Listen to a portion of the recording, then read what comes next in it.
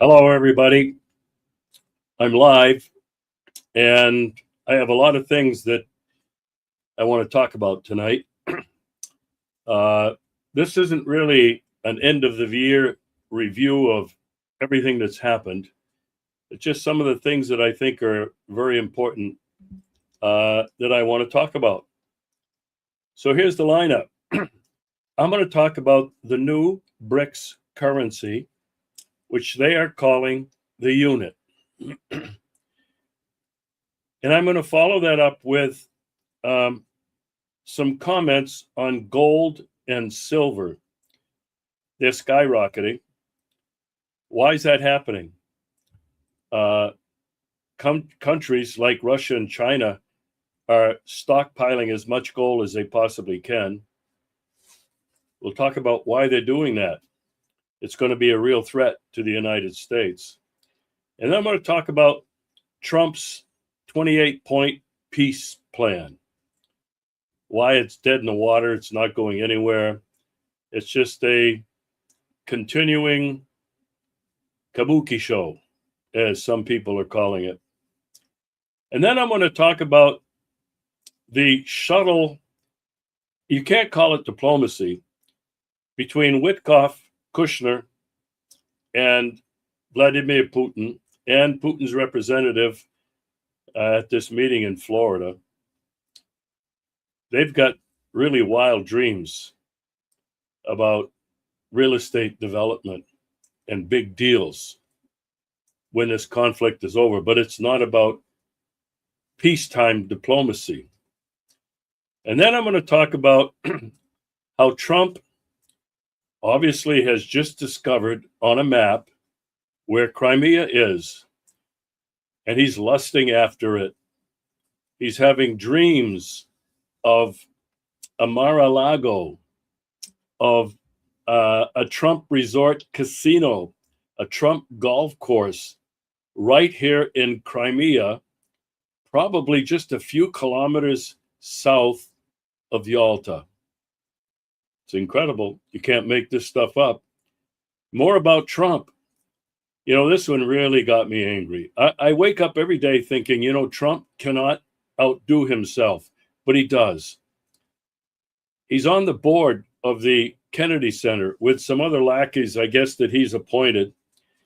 And they voted to rename the Kennedy Center for the Performing Arts, adding his name, Trump, to the Trump Kennedy Center for the Performing Arts.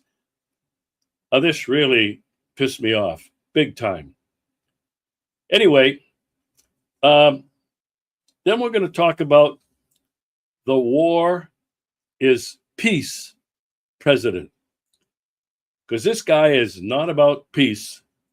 He's all about war.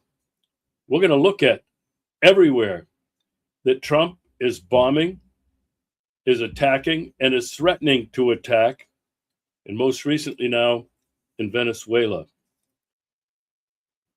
And then I'm going to make a few comments about Zelensky and who this guy really is, how he got there, and whether or not there's going to be a peace negotiation, a peace settlement in the Ukraine. So let's start with the BRICS. The BRICS plus, that's Brazil, Russia, India, China, and South Africa. They've launched a new currency. They're calling it the unit. And this is going to be backed by gold. They claim about 40% gold and 60% BRICS national currencies. Now, what really is happening here is that the world's leading emerging markets are searching for a way, get this, to ditch the US dollar, and the BRICS unit is the first working prototype for a gold backed trade currency. Now, Trump and his people in Washington, they got to know what's going on. A few weeks ago, in fact, a couple of months ago, Trump threatened the BRICS that if they moved to de-dollarize, they would be punished. Well, let's take a look now at what is happening with gold, with precious metals. I have a chart here, and I can't put it up on the screen. The two leading countries in stockpiling gold by and far are Russia and China. And then India follows. Turkey, surprisingly, is next. Poland, and on down the list to other countries who are not really part of BRICS, but are looking to protect themselves against the US dollar. Now, let's talk about this a little bit. Countries are buying up gold and silver and other precious metals to protect themselves against the weaponization of the US dollar. These other countries are not blind to what's happened and what is happening across the world, but especially to countries like Russia and China, India, who are looking to move away from the dollar in their trade. They have been for some time now beginning to trade in their own currencies. Now, this is a huge threat to the United States and the United States dollar. They are blatantly doing this right in the face of Donald Trump, who continues to threaten them against doing it.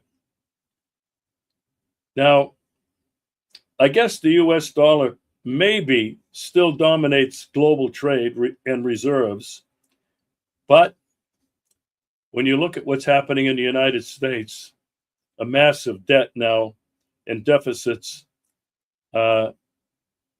increasing daily. It's over $38 trillion in national debt. And how many more trillions of dollars in personal debt are people in the United States carrying? People are losing confidence in the dollar.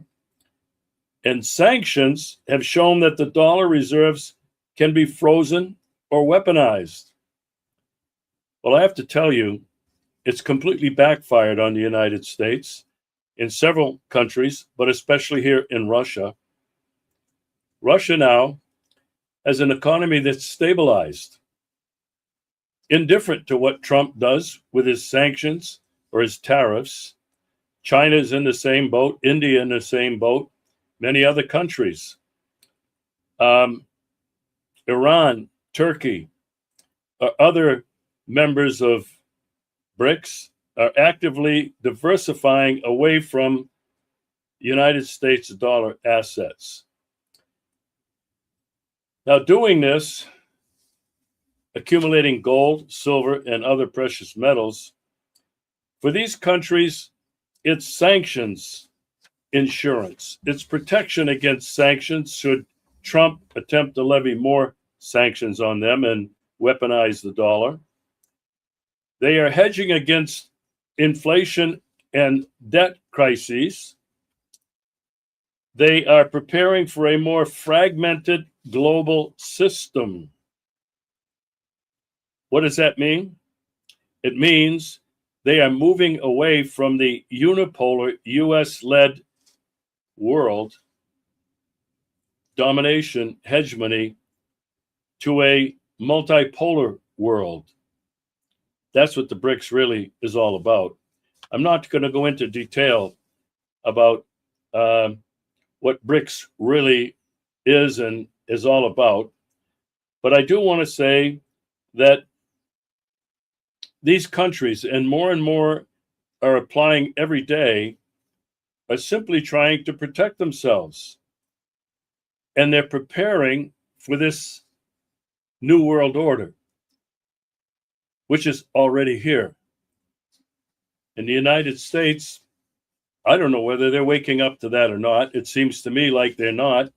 They are still trying to impose their will, maintain U.S. domination and hegemony all over the world. And so we're going to begin to see, we've already begun to see trade taking place not using the US dollar, using individual currencies and gold. Now, it's not just gold, it's silver as well. I don't know if many people pay a lot of attention to the gold and silver markets. I've never really been one who has been very astute at investing in anything, really. I think many years ago, my wife and I invested in mutual funds. And since that time, I've not invested in anything. But I want to share a personal story with you about gold and silver skyrocketing.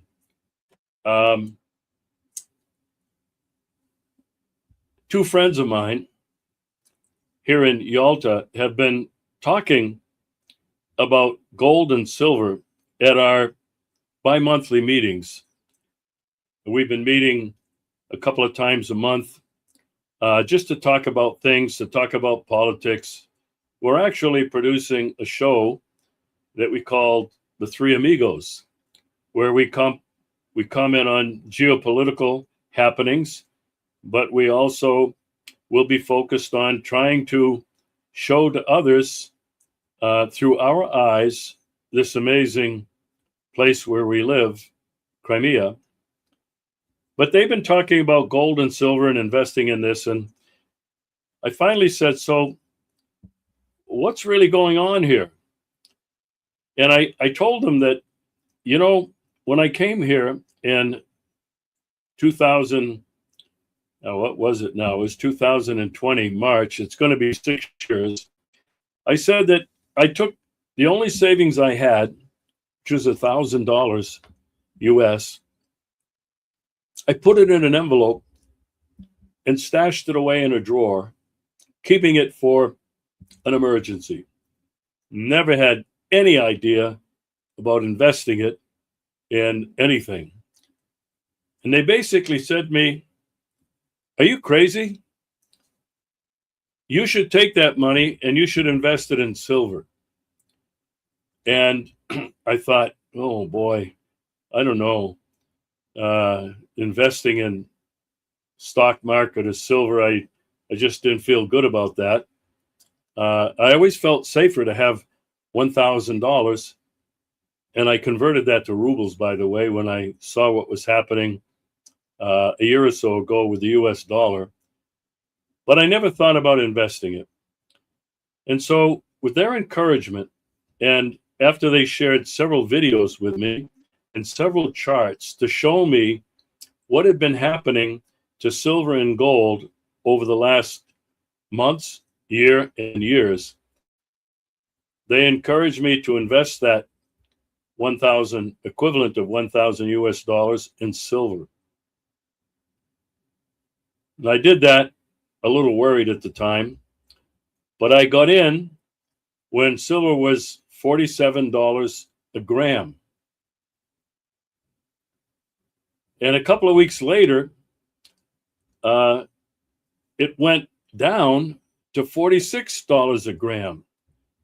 And I thought, well, I'm going to put another $1,000 in that I got from my credit card, went into debt on that side, and I invested it. Now, I have to tell you, 2 months later, the price of silver has gone from $46 and $47 to close to $80 a gram. That was unbelievable. It's projected to continue soaring out of sight. Many people are predicting silver will top $100 a gram early next year, and it will continue to rise. Now, why is that? Well, from what I've learned, it's because more and more people, more and more governments are not relying on fiat or paper currencies anymore, the US dollar specifically, and they are looking at protecting their assets. So they're converting to gold, silver, and precious metals.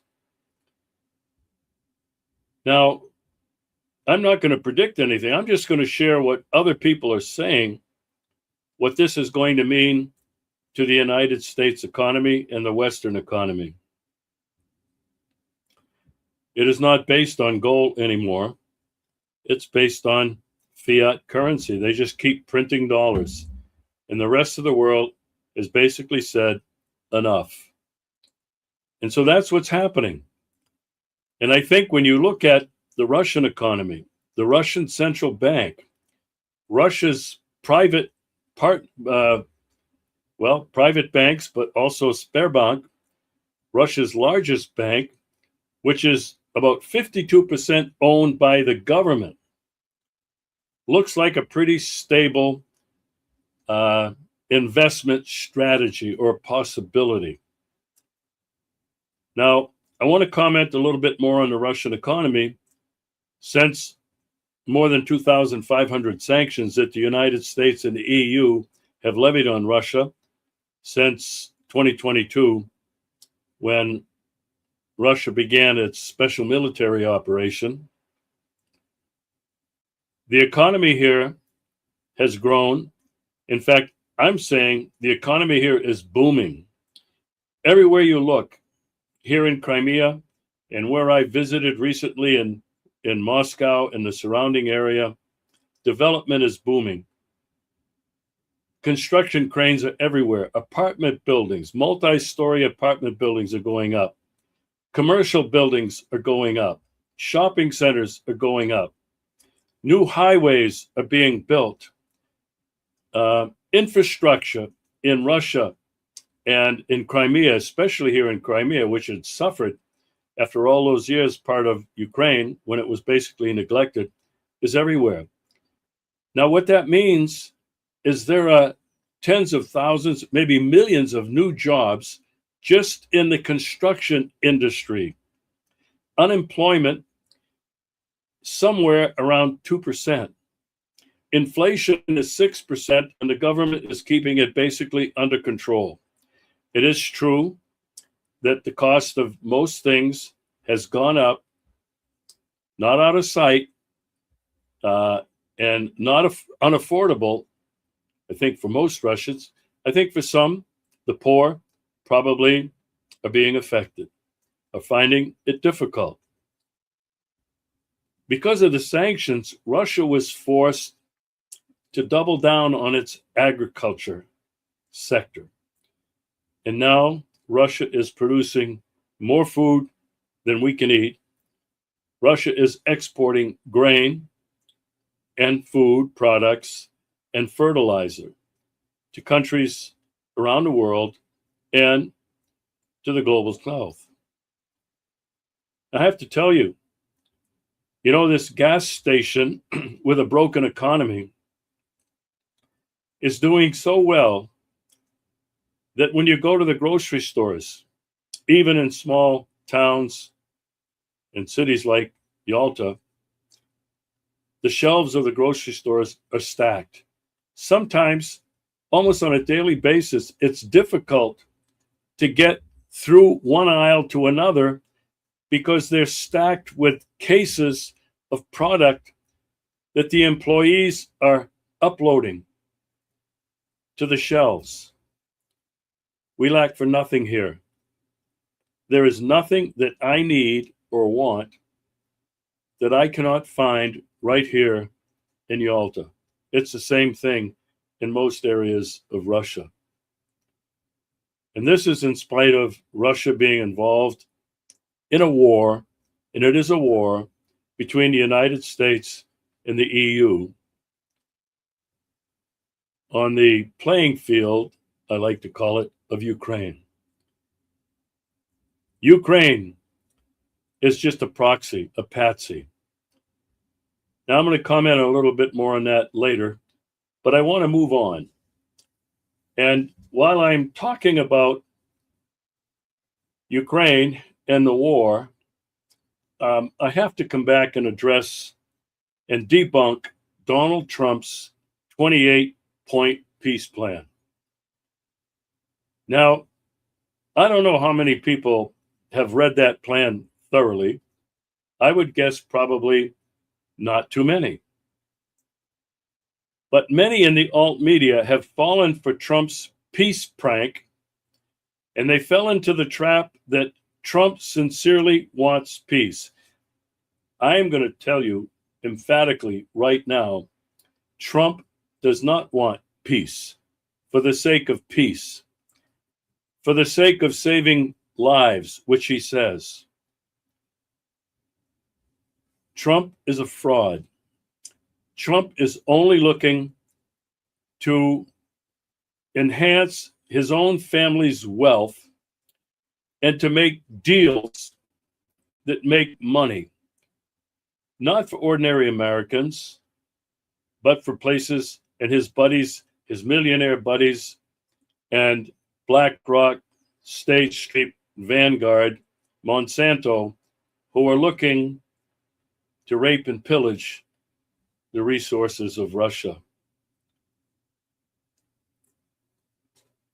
At the same time, Trump is talking peace and the need to have peace as soon as possible in Ukraine. What does he continue to do?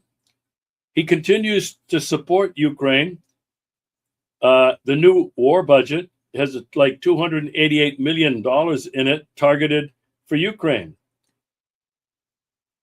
He continues to allow our defense contractors, the military industrial complex, to sell American weapons to NATO, wink, wink, who then can give them to Ukraine or sell them. They'll never get their money back to Ukraine.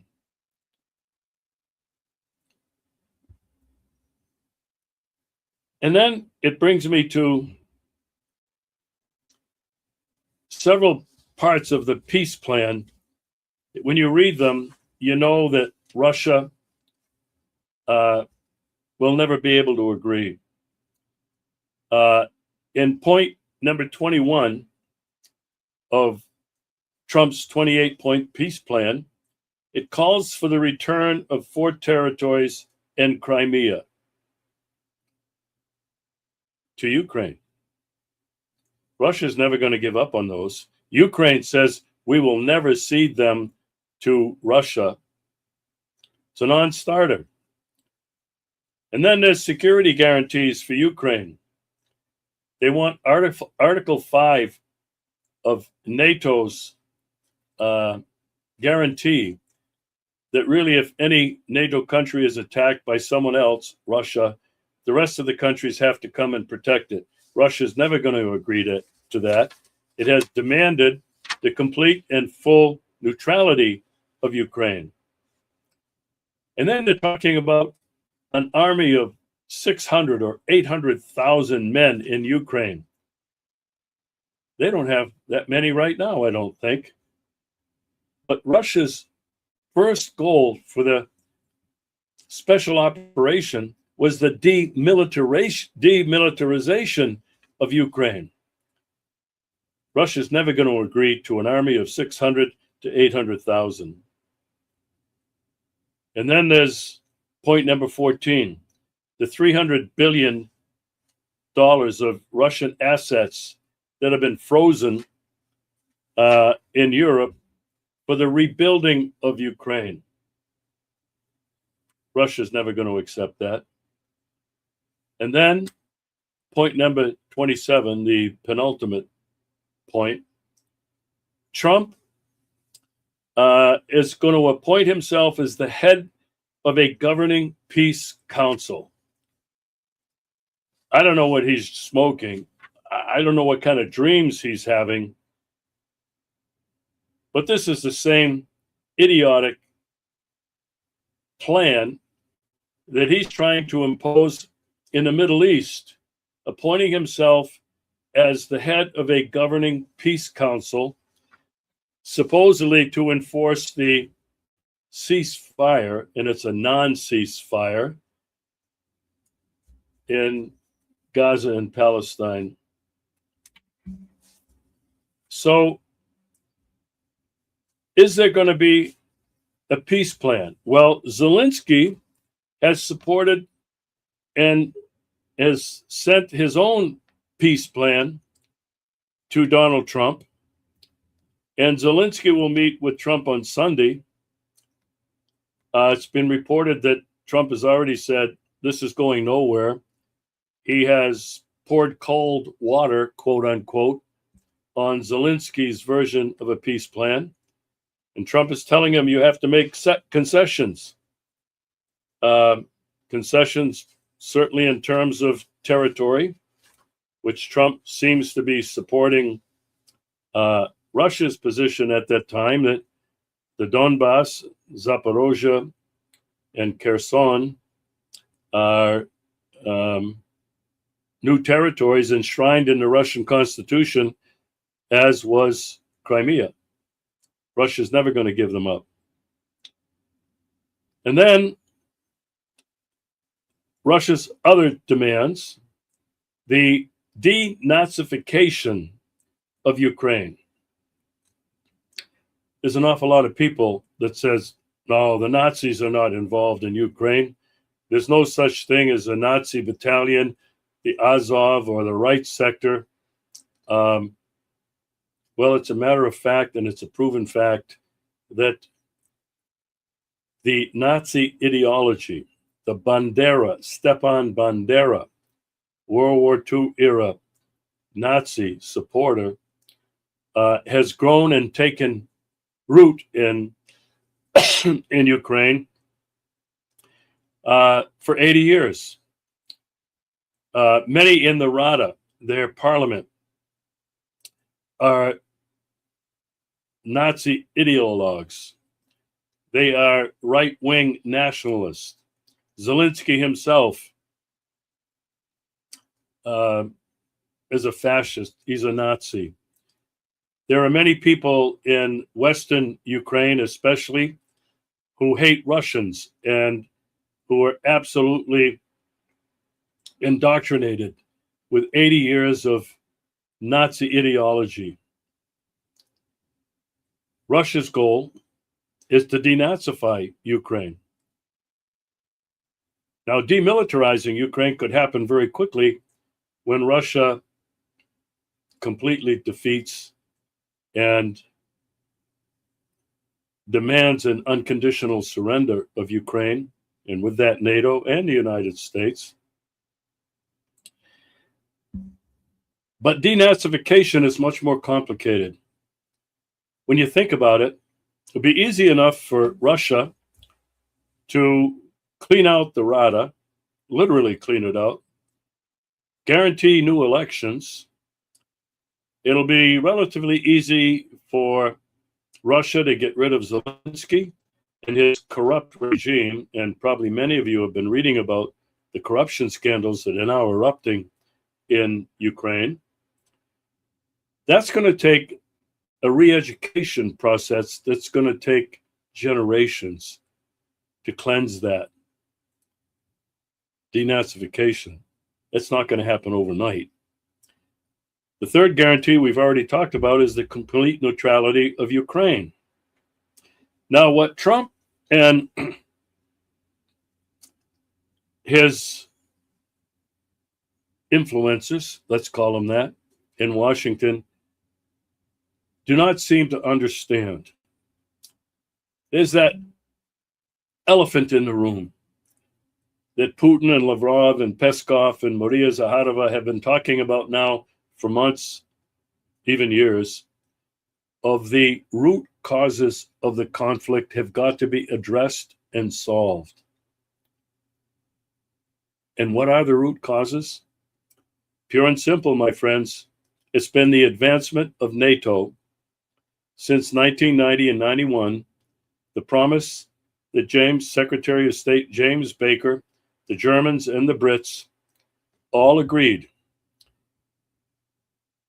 that NATO would not move 1 inch east towards Russia if Russia would agree to the reunification of Germany, which Gorbachev did, to the dissolution of the Warsaw Pact. There was no more need for that because the Soviet Union had collapsed. And what happened? As soon as Bill Clinton became president, NATO began advancing. And NATO, in these years, since 1990-91, has absorbed as many as 9 former Soviet republics. NATO is trying to make a foothold in places like Georgia. What has NATO done? The United States really is in command with NATO. They've placed tens of thousands of United States troops, hundreds of bases, and nuclear missiles. England, France have nuclear missiles. There are nuclear missiles in Poland, and who knows where else they might be. Russia is demanding that these root causes be resolved. And what could that mean? What I think it means is that NATO retreats to the borders of 1990 and 91. Can you imagine? Will that peace plan ever happen? Because what Russia is demanding is security. And not just the security for itself. Russia has been demanding, ever since Putin has been president, back to 2000, to be part of a pan-Eurasian, European security agreement. They've consistently said, if one country is not secure, nobody is secure. And when you talk about Russia, you're talking about a nuclear-armed country more powerful than the United States. So this is where we're at with the peace plan. Now, there's a carnival show going on, a kabuki show, as people have been calling it, with the shuttle. I have to find another word. It's not diplomacy, between Steve Witkoff, Trump's longtime real estate shyster buddy, and Trump's son-in-law, Jared Kushner.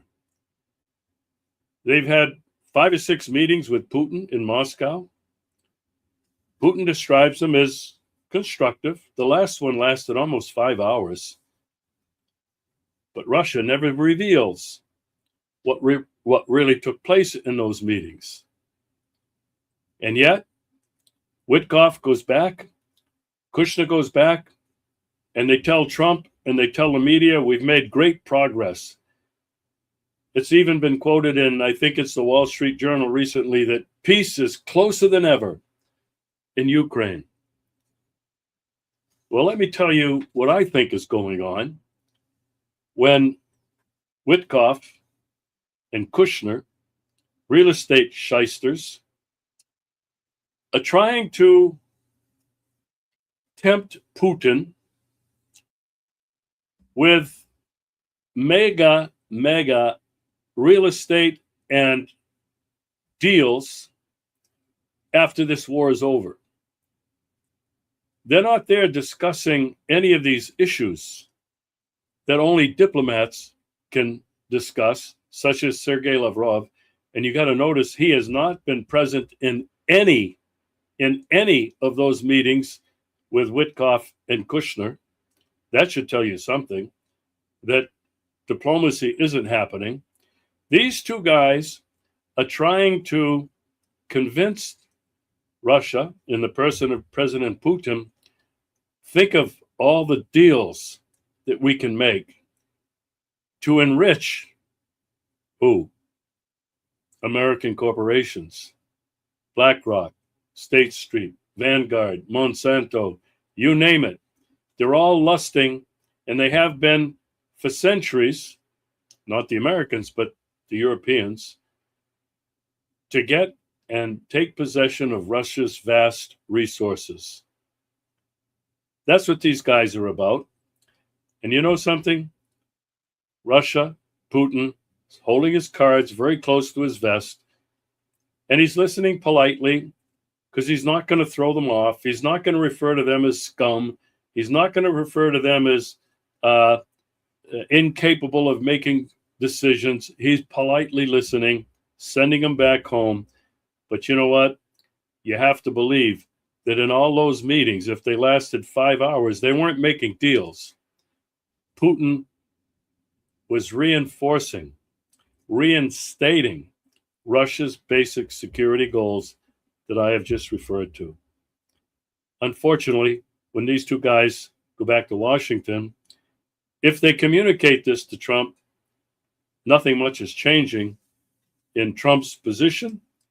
Nothing at all has changed in this new national security strategy that was issued a couple of weeks ago, which one of my colleagues, Peter Kuznets, has called it hegemony on the cheap, world domination on the cheap, using other countries now to advance its goal of world domination, of hegemony.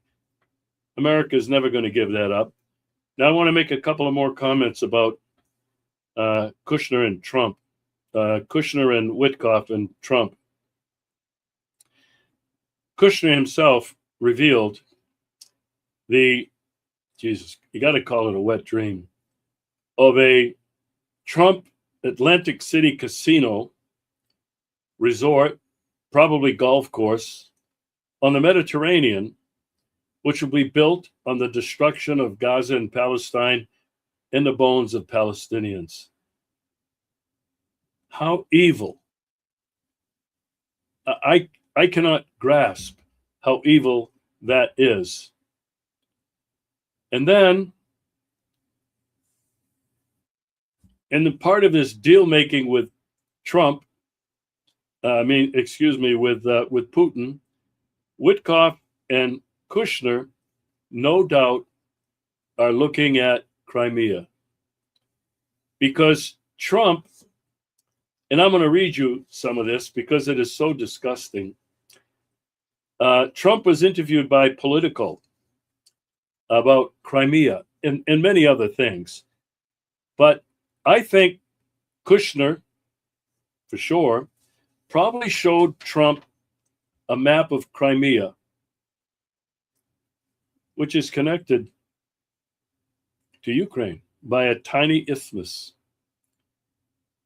And he told Trump, well, you know, this Crimea is really a beautiful place. It's got a very temperate, moderate climate, beautiful coastline. And here's what Trump said, and I'm going to quote this in this in-depth interview with Politico. This is just the part on Crimea. He sat for this in-depth interview with Dasha Burns. And this is what he said. Every time I look at that map, I say, oh, this Crimea is so beautiful. Wow. It's surrounded on 4 sides by ocean. You can't make this stuff up. He continues, it's only got a little piece of land to get to, to the main. Well, Crimea is massive, but it connects the part of Ukraine that we talk about now. Well, I don't know anybody can understand that. We'll analyze it in a bit. And then Trump continues to say, through a small little jetty, it's 4 sides of ocean in the warmest part. It's got the best weather, the best everything, and I know you are Ukrainian. I guess he refers to Dasha Burns, and you know Ukraine very well. And he continued, and Obama forced them to give up Crimea. That was I remember when it happened, but I wasn't involved like I am now, to the knowledge that I have now. I have great knowledge of Ukraine now, and I have great knowledge of, and he trailed off. He continued, no, I just, from the standpoint of beauty, weather, everything, Crimea is the warmest. It's just got such great potential. There's the key. And Obama forced them. Obama did this. This is not Biden. Well, maybe he was involved, but I doubt it. He probably didn't know too much either.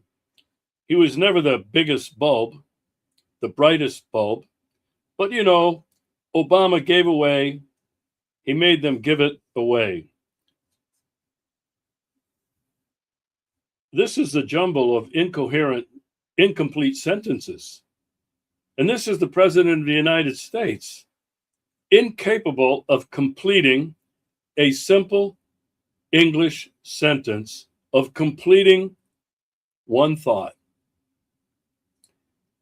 But you see what's going on here? They're real estate shysters. They see Gaza, Palestine, the Mediterranean as an opportunity to make billions of dollars. And now Trump, in this unhinged interview with Politico, made it very clear he's lusting after Crimea because it's so beautiful. It's warm.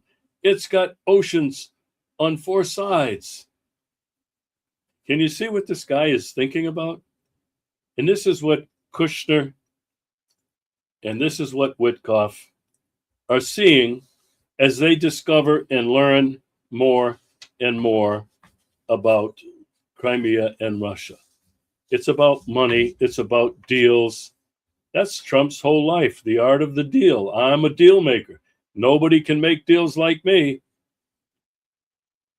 Well, that brings me to another disgusting, absolutely disgusting thing that Trump has done recently. As a matter of fact, just this month, a board of trustees at the John F. Kennedy Center for the Performing Arts, which is now led by President Trump as chairman. I bet many of you didn't know that. That board voted to remain the institution, the Donald J. Trump and John F. Kennedy Memorial Center for the Performing Arts.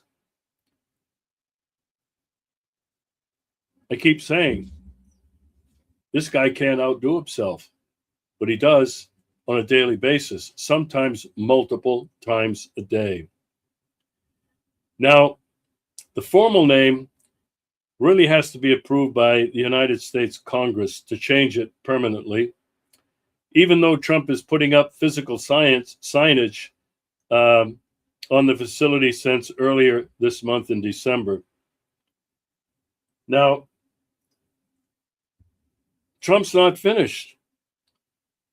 They have renamed the Opera House the Melania Trump Opera House in the Kennedy Center. The First Lady Melania Trump Opera House. This, too, was decided by a board of trustees that was reconstituted, get that, reconstituted in 2025 to include billionaire allies and appointees of Donald Trump. I can assure you the Kennedy family are not happy with this.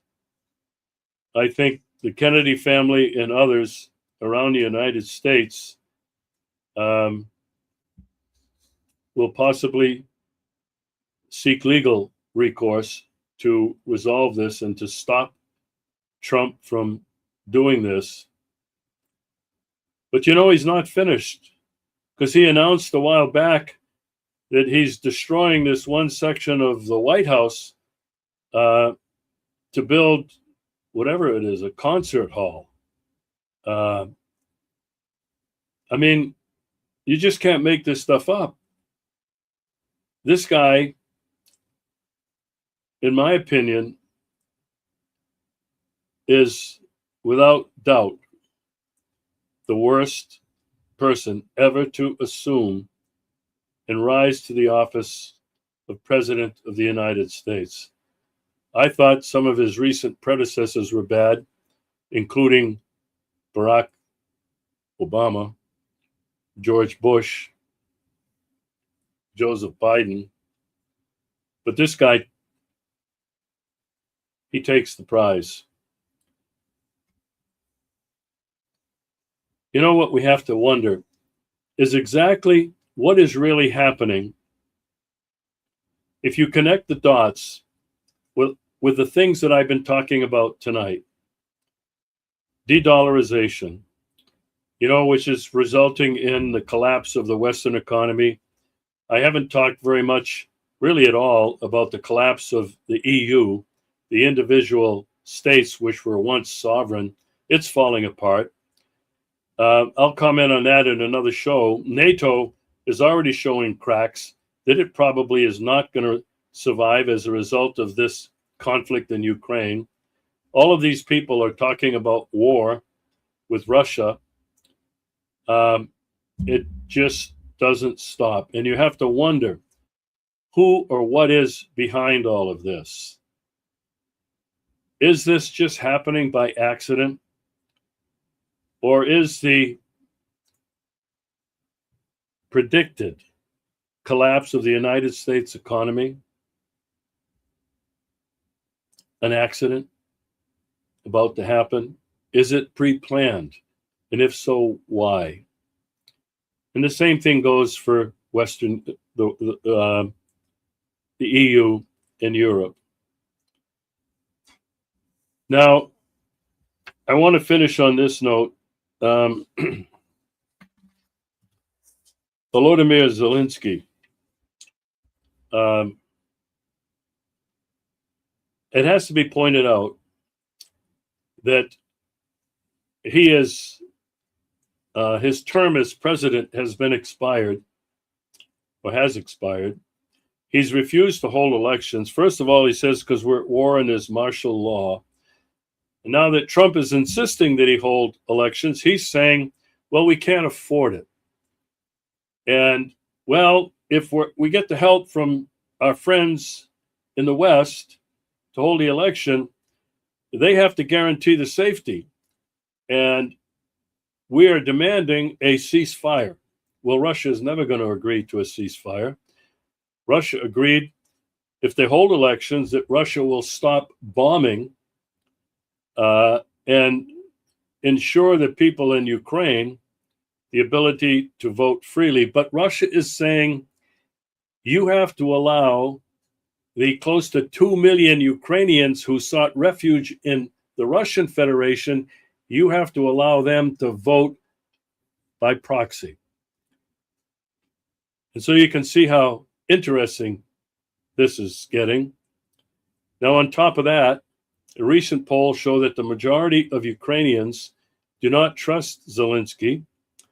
They do not trust the government because of the recent scandals that have rocked Zelensky's his regime. The people are beginning to realize they've been lied to. And Zelensky continues to hold on. He continues to try to lie and deceive and distort the facts on the ground. Donald Trump will meet with Zelensky on Sunday, tomorrow, at Mar-a-Lago in Florida. I have no idea what Trump is going to tell Zelensky. But if I was sitting in Trump's shoes, and I'm not, but if I were, I would be telling Zelensky, can you not read the signs, the handwriting on the wall? You should follow some of the other rats from your administration who have fled to Israel. You should get out of there before they hang you from a light post. Will Zelensky do it?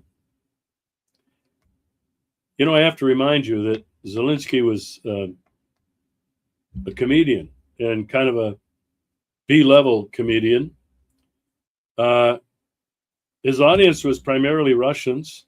He made lots of money because Russians loved his show, and he made that show that he was the president of Ukraine, all orchestrated by his oligarch sponsor, and funded to run for president of Ukraine on a peace platform. He promised peace with Russia. That's what he did. As soon as he got elected, he reversed that. And what we have now is the last 10 years and counting of a civil war. Some even call it a genocide in the Donbass. And so how will it end? Well, I'm not going out on much of a limb to finish on this note. This conflict in Ukraine will end when Russia says it's over. When Russia accomplishes all of its goals, including a resolution of the root causes of this conflict, which is being surrounded by NATO and being threatened with its very existence, Russia will finish this with the unconditional surrender not only of Ukraine, but NATO, the EU, and the United States. But here's the difficulty, my friends, and I've said this for many years now. I lived through the Cuban Missile Crisis. In 2016, I came to Russia for the first time.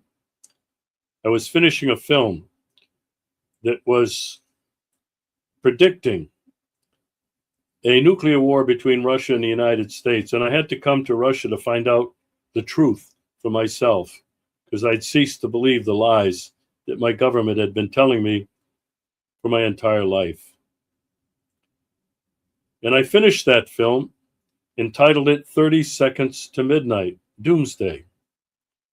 The Bureau of Atomic Scientists had their doomsday clock at that time at 3.5 minutes to midnight. And I said, we're closer than that. And at the end of the film, I ended with this statement. I said, what we are involved in here now is an epic battle for the future order of the world. What does that mean? Will the United States win that battle to maintain its unipolar position, its hegemony over the future order of the world? Or will BRICS and other countries transition to a multi-order world, a multi-civilization world?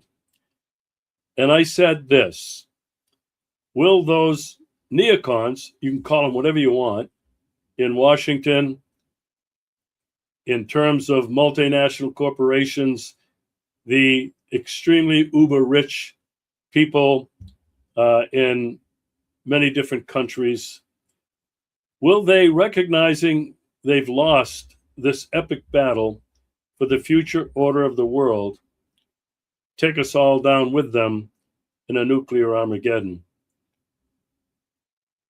This is where we're at, my friends. I want to thank you for watching.